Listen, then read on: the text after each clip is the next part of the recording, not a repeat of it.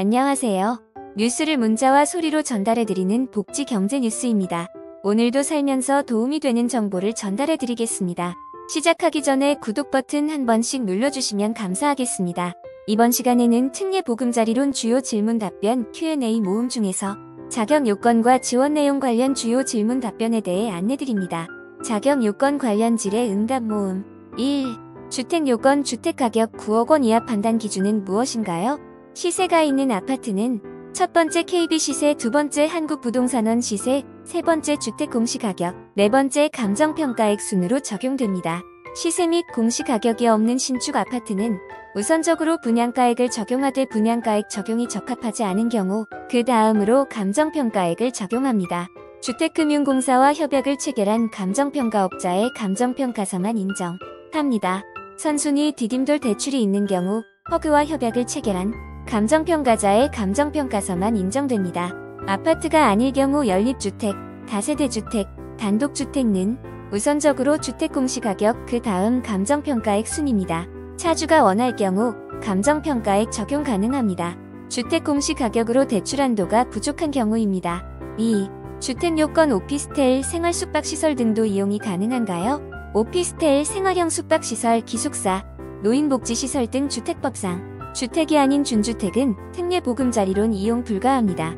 3. 주택요건 본건 담보주택 외 분양권이나 입주권을 가지고 있는 경우에도 이용이 가능한가요? 분양권이나 조합원 입주권도 보유주택수에 포함되어 특례 보금자리론 이용이 원칙적으로 불가하나 구입용도에 한하여 2년 이내 처분하는 조건으로 이용 가능합니다. 4. 주택요건 대출 실행 후 추가로 주택을 구입할 수 있나요? 특례 보금자리론 대출 실행 이후 추가주택 취득은 금지됩니다.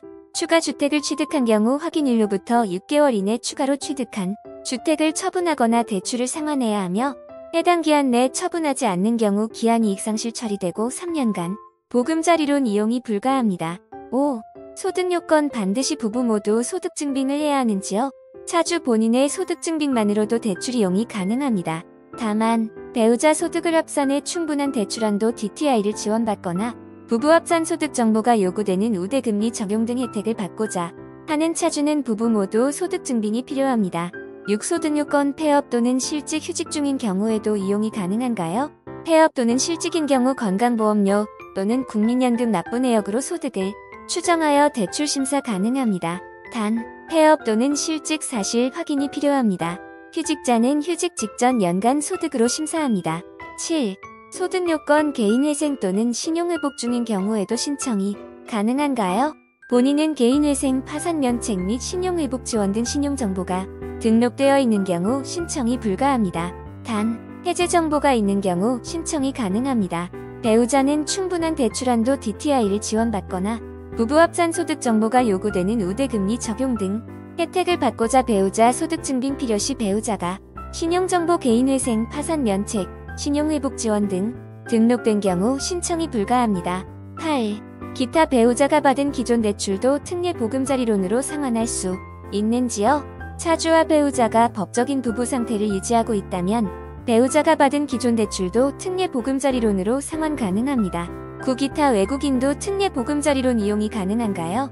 특례 보금자리론은 원칙적으로 대한민국 국민만 이용 가능합니다.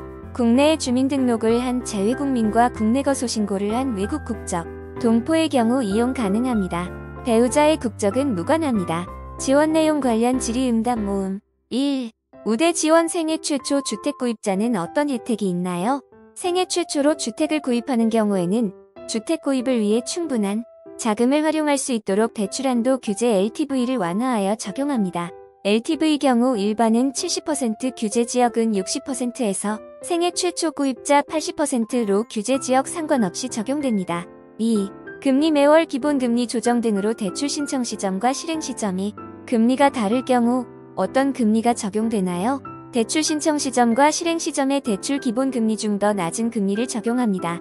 우대금리는 대출 신청 일단, 주택가격은 대출 승인일을 기준으로 판단합니다. 3. 금리 대출 실행 이후 주택가격이 하락하여 우대금리 요건을 만족하는 경우 우대금리 적용이 가능한가요? 예를 들어 실행 시 주택가격 6.5억 원에서 이후 6억 원 이하로 하락한 경우 주택가격 적용 판단 시점은 대출 승인일을 적용합니다.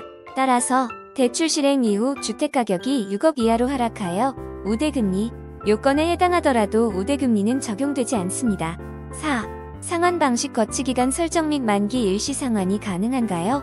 특례 보금자리로는 거치기간이 없는 분할 상환 상품으로 거치기간 설정 및 만기 일시 상환은 불가합니다. 5. 상환 방식 체증식 상환 방식을 이용할 수 있나요?